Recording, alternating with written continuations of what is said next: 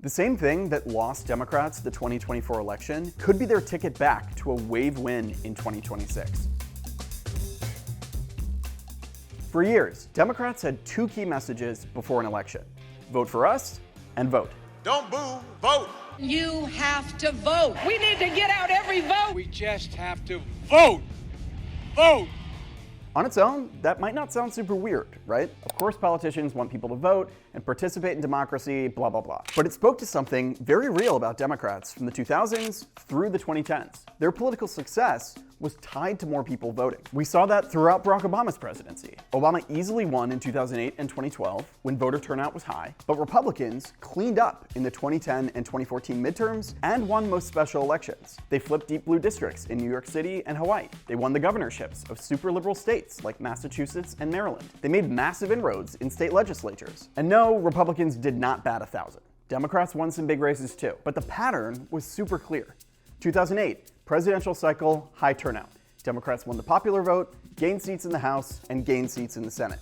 2010, midterm cycle, much lower turnout. Republicans gained seats in the House and gained seats in the Senate. 2012, presidential cycle, high turnout. Democrats won the popular vote, gained seats in the House, and gained seats in the Senate. 2014, midterm cycle, much lower turnout. Republicans gained seats in the House and gained seats in the Senate. 2016, presidential cycle, high turnout. Democrats won the popular vote and gained seats in the House and gained seats in the Senate. You get it. In 2012, the Mitt Romney campaign was super confident that it was going to win, right up until when polls closed and the data started to come in. After Election Day, they openly said that their mistake was rooted in just simply underestimating how many people would vote. And yes, there were a lot of other things at play here, from local dynamics, to different election years having different issues, to Obama's unpopularity during the middle of his presidency. But overwhelmingly, this disconnect between presidential and non-presidential elections, the big reason why Democrats focus so much on vote as a mantra, boiled down to a simple fact. Republicans did better when turnout in elections was lower, and Democrats did better when turnout in elections was higher. But now, that is no longer the case. The landscape has fundamentally changed, and it could position Democrats to win big in 2026. Let's break this down into two parts. First, the party's coalitions around education have changed. Broadly speaking, there's been one big overarching dynamic in American politics the past 10 years. People who have college degrees have become more likely to vote for Democrats, and people without college degrees have become more likely to vote for Republicans. Contrary to the way a lot of people talk about this, Donald Trump did not cause that phenomenon, but he did accelerate it, and it's reshaped the electoral map in big ways. Again, a lot of reasons here, but generally speaking, the reason Democrats have now locked down states like Colorado or districts in the suburbs of Philadelphia is the same reason Republicans now win big in places like Ohio or rural Minnesota.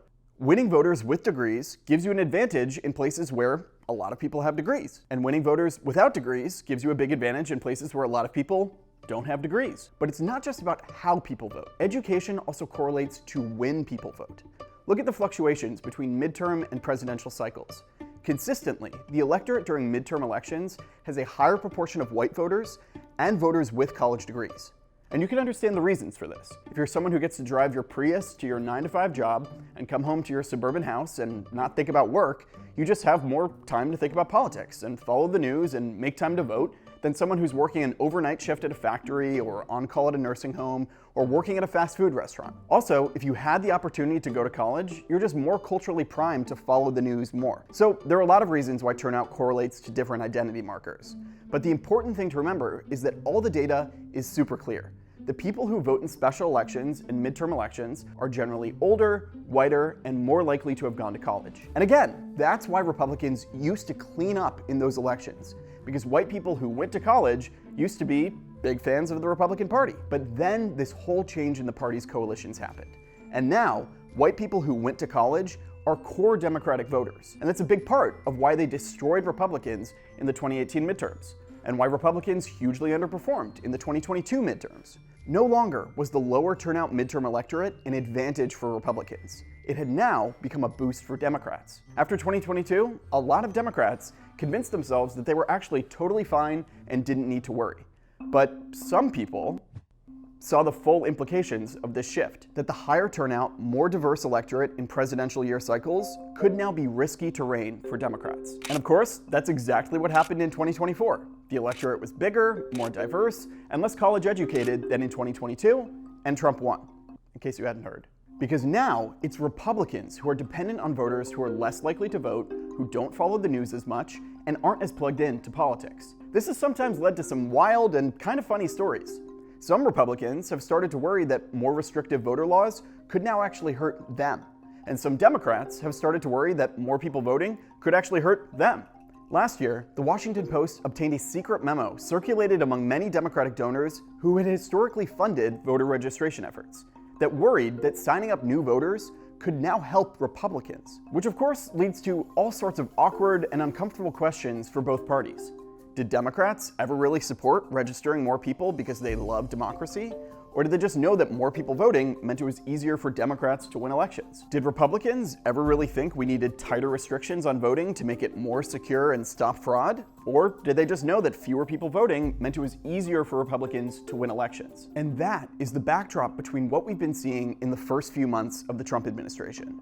Democrats wildly overperforming in special elections across the country. So far this year, Democrats have beaten Kamala Harris's performance in November by an average of 11.5 points. In some races, it's been way more than that, like 2 special elections for Congress in Florida, where the Democratic nominees did better than Harris by 16 and 22 points. Those results made Republicans so worried that Trump pulled his nominee to be UN ambassador, a congresswoman named Elise Stefanik, because there was now a real chance that they could lose her district, which Trump won by 20 points. Now, to be clear, there is an element here of being the out-of-power party, the defeated party, the party with something to prove. It's a lot easier to get your people to vote if your pitch is send a message to those people you hate in DC than if your pitch is show some support for the people who already won. A comeback, revenge, a show of resistance, those are all just more powerful motivators than keeping the current status quo. Except, Democrats also overperformed in special elections when Biden was president, when it was Republicans who were able to pitch their voters to send a message and get revenge on the people who defeated them, which was actually a really big reason the Biden for President campaign,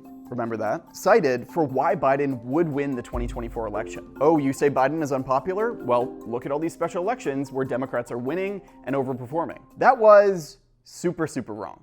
And again, it was pretty obviously wrong to anyone who was really paying attention. But it spoke to something more than just the education divide.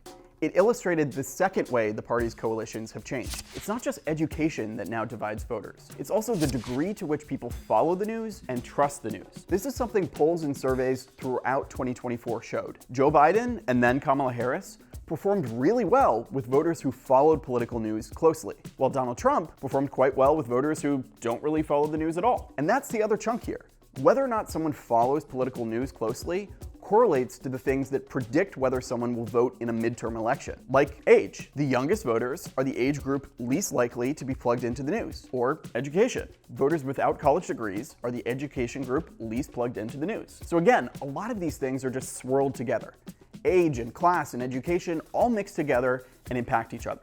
But it's worth emphasizing that they can in fact be different. Someone without a college degree, but who reads the New York Times every day and has all their COVID shots, is probably more likely to be a Democratic voter than someone with a college degree who doesn't get vaccines and only gets their news from TikTok. So when it comes to midterms and special elections, there's 2 layers here.